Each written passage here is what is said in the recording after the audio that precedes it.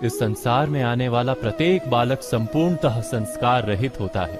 उसके अंतर पर ना किसी अच्छे संस्कार के चिन्ह अंकित होते हैं, ना ही बुरे संस्कार के। अर्थात जन्म से बालक में ना कोई गुण होता है और ना ही कोई दोष। तो ये दोष अथवा गुण किस प्रकार प्राप्त होते हैं, क्या हमने कभी विचार किया है? जो बात माता पिता के मुख से निरंतर सुनी जाती है, वही बात उनकी संतानों के हृदय का संस्कार बनती है। जैसे किसी गांव में नदी तट तक एक पगडंडी बन जाती है केवल उस मार्ग पर बार बार चलने के कारण। अर्थात माता पिता के हृदय की इच्छाएं उनकी संतानों के हृदय का दोष अथवा गुण बनकर जन्म लेती हैं। क्या ये सत्य नहीं? पर फिर भी जब उनकी संतानों में कोई दोष दिखाई देता है तो माता पिता आश्चर्य और दुख से भर जाते हैं। माता पिता का हृदय ये प्रश्न करता है कि उनकी संतानों में ये कुसंस्कार आए कहां से। सत्य तो यही है कि माता पिता अपनी संतानों को अनजाने में ही कुसंस्कार के बीज दे देते हैं, जो उनके संतानों की हृदय भूमि पर कुसंस्कार का वृक्ष बनकर उगता है। अर्थात अपनी संतानों को सुसंस्कारी और धर्ममय बनाने की आशा रखने वाले प्रत्येक माता पिता को प्रथम अपने हृदय की इच्छाओं पर अंकुश रखना क्या अनिवार्य नहीं?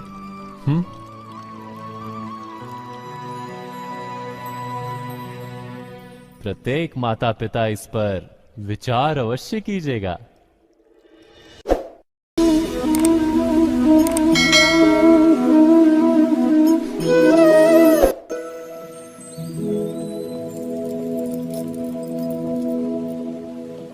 भविष्य के आधार पर सब आज का निर्णय लेना चाहते हैं। भविष्य में सुख मिले, भविष्य सुरक्षित हो, ऐसे निर्णय आज लेने का प्रयत्न रहता है सबका। आप अपने जीवन को देखिए, क्या आपके अधिकतर निर्णय के पीछे भविष्य का विचार नहीं होता? और हो भी क्यों ना, अपने जीवन को सरल और सुखमय बनाने का प्रयत्न करने का अधिकार सबका है। पर भविष्य तो कोई नहीं जानता, केवल कल्पना ही की जा सकती है।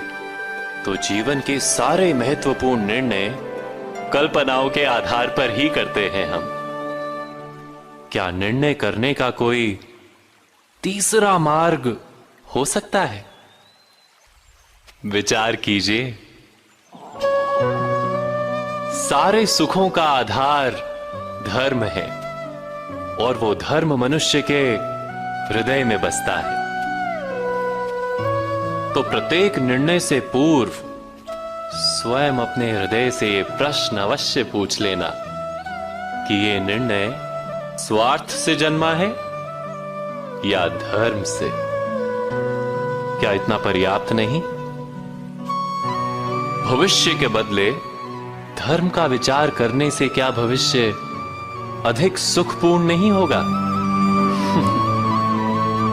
स्वयं विचार कीजिए।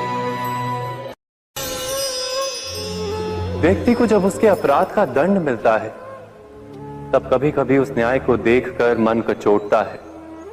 प्रश्न उठता है हृदय में कि जब वो अपराध हुआ था तब व्यक्ति भिन्न था। उसके पश्चात उसने इतने पश्चाताप किए, स्वयं में इतना परिवर्तन किया, फिर उसे दंड क्यों मिले? पर जहां आघात होता है वहां प्रत्याघात भी होता है। जैसा कर्म वैसा फल। यदि किसी को प्रेम दोगे तो सुख प्राप्त होगा, यदि किसी की हत्या करोगे तो मृत्यु दंड मिलेगा। जैसा कार्य वैसा ही न्याय। तो फिर प्रायश्चित और पश्चाताप का कोई मूल्य नहीं है? अवश्य है मूल्य। प्रायश्चित और पश्चाताप मनुष्य की आत्मा को बलवान करता है।